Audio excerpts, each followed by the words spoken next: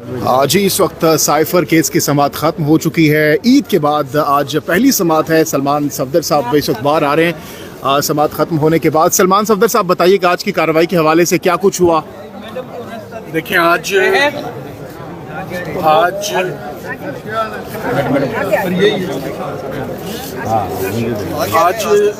सबसे अहम बात आज की कार्रवाई की ये है कि तकरीबन 11 दिन की समाअत के बाद 17-18 घंटे की सबमिशंस के बाद डिफेंस साइड ने इमरान खान साहब और शाह महमूद कुरैशी साहब के बिहाफ पर हमने अपने दलाइल मुकम्मल कर लिए हैं और बेंच को अब अज़भर केस तकरीबन समझ आ गई है। तमाम इश्यूज़ क्लैरिफाई कर दिए हैं। ईद की छुट्टियों की वजह से इसमें वक्फ़ा डला था, जिस वक्फ़े की वजह से आज कुछ इश्यूज़ पर, क्योंकि हल्के फुल्के कुछ चार्जेस थे जिनसे हमें बाहर निकलना था, मगर आज मैंने बेंच को ये बात बताई कि बहुत कम ऐसा होता है कि हम इस सेटिस्फेक्शन से बाहर निकलें कि हमने 100% 100% केस को हमने जो है वो खड़ा नहीं होने दिया और डिस्ट्रॉय किया है। सो ये साइफ़र का केस उन मुकदमों में से एक है जिसमें कोई 5-10% नहीं, 100% साइफ़र का केस ख़त्म हुआ है। और आज जब बाकायदा दलाइल का आगाज़ करने के लिए सरकार को बोला गया तो एक दफ़ा फिर वही चीज़ देखी गई कि जब सज़ा करवानी होती है तो रात 12 बजे तक काम करने को तैयार हैं, और जब अपना मुकदमा बचाने या डिफेंड करने की बात है तो वो मैदान छोड़ने की रवायत चल रही है। और ये रोज़ हम विटनेस कर रहे हैं कि सरकार मैदान छोड़कर भाग रही है।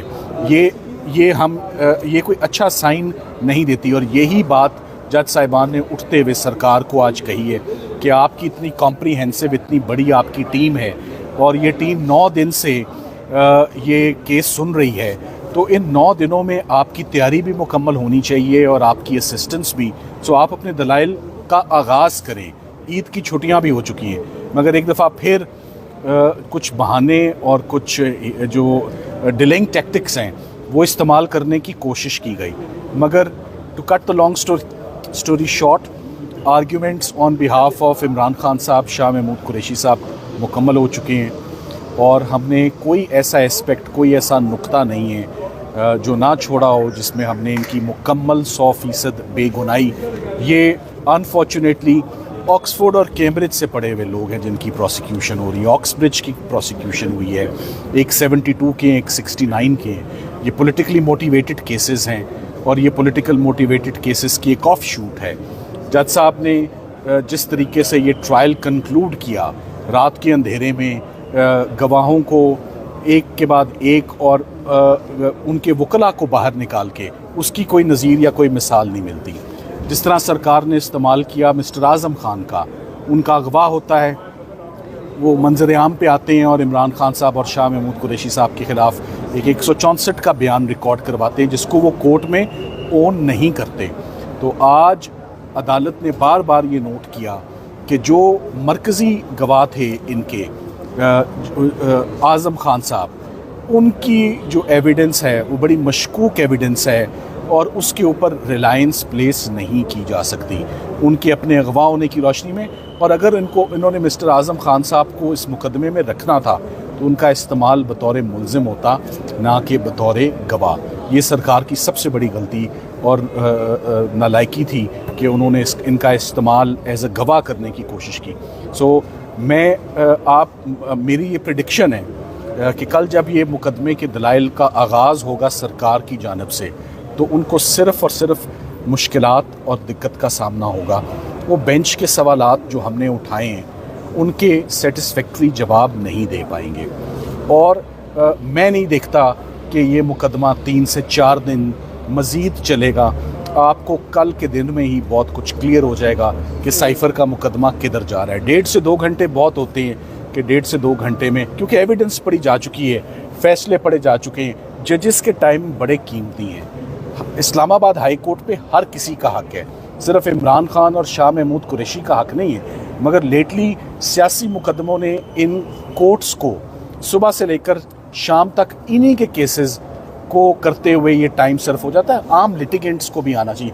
सो मैं उम्मीद करता हूँ कि बड़े टू द पॉइंट सरकार अपना एविडेंस प्रेजेंट करेगी और प्रेजेंट करके बताएं। मैं एक आखिरी बात ज़रूर कहना चाहूँगा, जब सरकार ने साइफर के मुकदमे में सज़ा ली तो हमें मुकदमे से बाहर निकाल कर ली, डिफेंस को बाहर फेंक कर। ये अनफेयरनेस हम नहीं कर रहे। हम ये ग्रेस देंगे कि सरकार को जितना सुनना है आप सुन लें। हम किसी हैंडीकैप से नहीं जीतेंगे, अपने जोरे बाजू पर जो है वो मुकदमा जब खड़ा ही नहीं होता और बनता ही नहीं है। तो इसी तरह ये केस है, एक आधा और मुकदमा आपके सामने पीछे रह गया है। सो मैं यही देख रहा हूँ कि आने वाले दिन में इमरान खान से पहला जो बड़ा ब्लो मिलेगा, मेरी नज़र में सबसे बड़ा केस साइफर का बनाया हुआ था, हवा। तो ये हवा आपके सामने 2-3 दिन में, जिसका आपको पहला ट्रेलर कल इसी टाइम पर आपको मिल जाएगा कि सरकार किस हद तक अपने केस का दिफा कर चुकी है। Thank you very much. Salman Safdar साहब, लास्टली बताइएगा, आपने कहा कि 3 से 4 दिन मजीद लगेंगे इस केस को वाइंड अप होने में, तो मजीद बचा क्या है आपकी जानिब से? तकरीबन ये देखिए, ये बात सरकार कह रही है कि हमें 3 से 4 दिन चाहिए। मैं समझता हूं कि जो बेंच के सवालात कल उठेंगे और जो पूछा जाएगा, मैं समझता हूं कि ये कल के दिन में केस बुरे तरीके से कोलैप्स और एक्सपोज हो जाएगा। कल से आगे चलना मुश्किल हो जाएगा ज़रा इस मुकदमे में। और बेंच ने ये बात क्लियर कर दी है कि फैसला मेरिट्स पर होगा। कोई रिमांड वाली सिचुएशन, हम वो बातें बहुत पीछे रह गई हैं, हम अब आगे बढ़ेंगे। तो उसके बाद खान साहब की रिहाई मुमकिन हो सकेगी? ये केस अगर फैसला आ जाता है, जाहिर सी बात है महफूज होगा पहले फैसला, उसमें भी टाइम लग सकता है। देखिए, ये ऐसा केस नहीं है कि फैसला महफूज हो। सारे फैक्ट्स, सर्कमस्टांसेस, एविडेंस, हर चीज़ पर हमने बेंच को क्लैरिटी दी है। 11 दिन जब एक केस आर्ग्यू होता है तो उसके बाद वो फैसला महफूज नहीं होता। हम तो चाहते थे कि जो हक है वो ईद से पहले ही मिल जाए।